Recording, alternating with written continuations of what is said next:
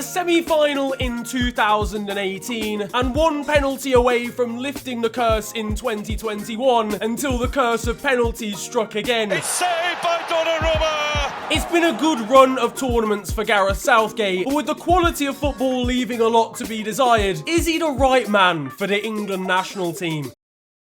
Isn't it mad how we've already won the World Cup of 2022? Now, you see, Niran, why have you done that? Because now everybody outside of England hates you. Please, I'm begging, don't dislike the video, I can change. Now, if you didn't know already, there's reports suggesting that the FA are going to give Gareth Southgate a new 2-year contract, which will see him up to Euro 2024. I think it will engulf that competition as well. But it basically gives him a contract for the next 2 international tournaments. And I'm not gonna lie, I've seen a lot of people complaining about it, suggesting that it's time to move on, we need to bring somebody else in at fear of wasting the golden generation. Now, a lot of this discourse started when the squad was announced for the most recent World Cup qualifiers. It saw a very static set of players. There wasn't a huge amount of change from the Euros, even though there was a lot of players you could argue could get in the side, like a Tomori, a Ben White, Emile Smith-Rowe. So when Connor Cody's getting in the team again, and he's not even the best English centre-back at Wolverhampton Wanderers, you're getting on everybody's tits. MI6 need to investigate what's on Connor Cody's mobile device. Because I'm telling you now, he's got Gareth Southgate's nudes, he's got Gareth's mum's nudes, his dad's, his uncle's, his next door neighbours. That phone is radioactive, fam. There's all sorts of craziness going on. The whole of centre-back is a mess. Ben White, who after a little bit of a shaky start, has been sick for Arsenal in the last 2 months. They've kept an abundance of clean sheets. They've not played the greatest teams in that run, but he's looked commanding as a centre-back and much better than Tyrone Mings, for example. Mings is on the way to playing against Luton Town away next season, with him and his side's current form. If he wasn't left-footed, he'd be playing at Luton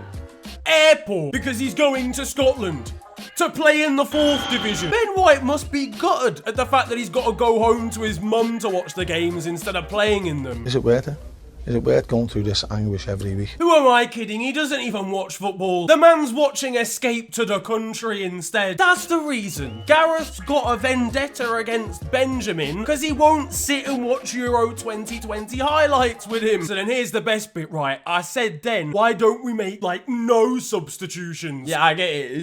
He said Holmes under the hammer was on. And Fikayo Tomori not being in the team or considered is a joke. I don't think Gareth Southgate has a BT Sport subscription, and he strikes me as the kind of man that would take away his son's dinner money if he caught him watching an illegal stream. Get that off my computer. But there was hot singles in the local area. He said he was picking players based solely on form. Harry Maguire's been playing as if his feet are shaped like monster munchers, and he's still starting. It's just getting frustrating when certain players aren't being given a chance. Emile Smith-Rowe must have been gassed getting an England notification, then realising it was for the under-21s. And you know what? I understand, because we've got a World Cup coming up, and international squads are still like any other squad, like domestically. You want to have an atmosphere in the changing room and a set of players that are set. You don't want to be chopping and changing and everybody's arriving to England duty seeing 6 new guys they've never seen before. Because the cohesion of the team and the way they work together on and off the pitch won't quite be the same. In the same way, if you chop and change a starting 11 domestically, you won't get the same success as if you keep a consistent team together. But when we're playing Albania and San Marino, fam, we slapped Albania about. Insta baddies from Albania could have done just as well. You've got Harry Maguire cupping his ears against a team 63rd in the world rankings. Why are you... At least Harry's social team know they don't have to put out a 9-paragraph apology this time. And as for Luke Shaw, United fans, I would conduct an investigation because I think he's getting his look-alike cousin to play for you lot instead. This would have been a decent opportunity to trial 2, maybe even 3. I'm not saying overhaul the whole squad, but change 2 or 3 players. And that's the thing, you know, Gareth Southgate can sometimes be way too safe in what he does. Way too safe in his squad selections, and then too safe tactically as well. Playing 7 defensive players against Albania could be considered terrorism. And sometimes I feel like it creates this weird vendetta for certain players. Trent Alexander-Arnold, who's not a conventional right-back and wants to move forward, has been overlooked in the past despite great form for more defensive defensive, stable, safe options. The likes of Jadon Sancho and Jack Grealish have found it difficult in the past with Gareth, and they can't all have shagged his daughter. I don't think that's possible. But it's not necessarily a bad thing to have a set of players that he can trust with his new. It would just be nice to see a bit of variation sometimes. Now, I've said all of that and it all sounds pretty negative. I am of the feeling that he can be a little bit too safe with his selections sometimes, and that tactically we don't play the most brilliant style of football. But honestly, I think we need to be careful what we wish for sometimes, and hear me out on this one. We all have this dream of our sides and our teams that we support playing beautiful football and winning. But you don't have to play nice football to do well. Chelsea proved that by winning the Champions League last year. They play alright, but they're not the most expansive team in the world. And ultimately, we have got to a semi-finals in 2018 and a final in 2020. You could argue we didn't play great teams along the way, but really and truly in the Euros, we faced Croatia, Denmark, and Germany. Not a great Germany side, but Denmark and Croatia can cause anybody problems on any given day. We've dropped points in qualifiers recently to Poland, but they have some decent players, and Hungary, who managed to beat France in the group stages of the Euros and drew against Germany. They almost got out of the group of death. I know we were all like, oh, it's coming home, England are what? But we all knew there was an element of we're English and we're just taking the piss involved in that. Like, yeah, we wanted to win, and there was a part of us that thought we could genuinely win, which was vindicated by getting to the final. But I think we all knew that was a pretty young and inexperienced side. Like, I get it, we've got loads of exciting players, okay? Foden, James, Trent, Greenwood, Saka, Rice. The list goes on. I mean, the next generation is so good for England, trust me. If this side was 26 and we just lost the final to Italy at the Euros, I'd be like, calm. Gareth Southgate has taken this team as far as it can go. But if you look at that side, really only Maguire, Henderson, Kane, and maybe Sterling are in their prime age-wise. Pickford's not the greatest goalkeeper in the world. We're running around with a midfield partnership of Declan Rice and Calvin Phillips, which, yes, performed really, really well. But if you looked at that centre-mid partnership on paper, then looked at France's central midfield, you wouldn't have said that it was better. And I saw people suggest that we should have walked over everybody at the Euros, especially based on the attacking impetus that we had.